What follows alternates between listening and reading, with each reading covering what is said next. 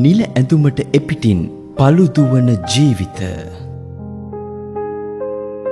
රටක් නිදාගෙන සිටින රෑක කෙනෙක් සීතල කඳවුරක අවදිව සිටිනවා. ඔහුගේ අතේ තිබෙන්නේ අවියක්.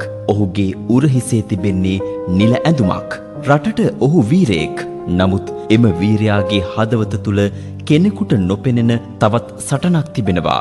ඒ පවුල සහ පරීක්ෂාව අතර සටනක්. අද සමාජයේ අපට නිතර අසන්නට ලැබෙන කනකාටුදායක කතාවක් තිබෙනවා.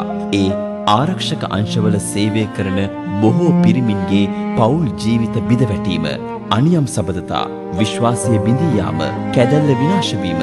ප්‍රශ්නය මෙයයි. රටක් රැකීමට ශක්තිමත් වූ මිනිසා Tamanගේම පවුල රැක ගැනීමට අසමත් වන්නේ ඇයි? කඳවුරක ජීවිතය සරල නැහැ. මාස ගණන් බිරිඳගෙන් ඈත්ව, දරුවන්ගෙන් ඈත්ව, තනිවම හරියට කෙනෙකුට නොපෙනෙන මන්දකාමී සටනක්. එම තනිකම අතර කුඩා අවධානයක්, කුඩා කතාබහක් කලක් ගතවන විට එය අනියම් සබඳතාවක් බවට පත්වෙන්න පුළුවන්. අද තාක්ෂණය සම්බන්ධතා පහසු කරලා ස්මාර්ට් දුරකථනයක්, සමාජ මාධ්‍යයක්, නිකමට පටන්ගත් කතාබහක් අවසානයේදී පවුලක් බිඳ දමන කතාවක් වෙන්න පුළුවන්.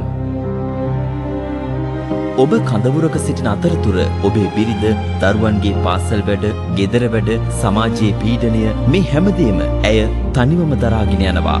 ඔබ වෙනත් තැනක සතුට සොයන විට ඔබ අමතක කරන්නේ ඔබ වෙනුවෙන් බර දරාගෙන සිටින කෙනා, ඔබව දරාගෙන සිටින කෙනා. සමහරු සිතන්නේ කාන්තාවන් කිහිප දෙනෙකුගේ ආකර්ෂණය දිනා ගැනීම පෞරුෂය කියලා. නමුත් සැබෑ වීරයෙක් කියන්නේ Tamanගේ නිල ඇඳුමට දක්වන ගෞරවයම Tamanගේ බිරිඳට දුන් පොරොන්දුවටත් දක්වන මිනිසායි. දරුවෙකුට ආරක්ෂක අංශයේ පියෙක් කියන්නේ ආඩම්බරයක්. නමුත් එම පියා තව කෙනෙකු සමග සම්බන්ධ වෙලා මවට දුක් දෙනවා දකින දරුවෙකුගේ හදවත තුළ උපදින්නේ කලකිරීමක්. ඒ තුවාලය ජීවිත කාලයක් පුරා පවතිනවා. නිල ඇඳුමක් ඇඳ සිටින විට මුළු රටක්ම ඔබ දෙස බලන්නේ ගෞරවයෙන්. එම ගෞරවය අනියම් ප්‍රේමයක නාමයෙන් පාවා දීම, එය පුද්ගලික වරදක් පමණක් නොවේ. එය නිල ඇඳුමට කරන නිග්‍රහයකුත් වෙනවා. මතක තබා ගන්න, අතේ තියෙන අවියේ බලයට වඩා හදවතේ තියෙන විශ්වාසයේ බලය ශක්තිමත් කරන්න. රටක් දිනන්න පෙර Tamanගේ පවුල දිනා ගන්න. අනියම් සබඳතාවල අවසානය දික්කසාදය, දරුවන්ගේ අනාගතය අඳුරුවීම සහ රැකියාව පවා අහිමිවීම. සැබෑ පිරිමිකම කියන්නේ Tamanව විශ්වාස කළ ගැහැණිය රැක ගැනීමයි.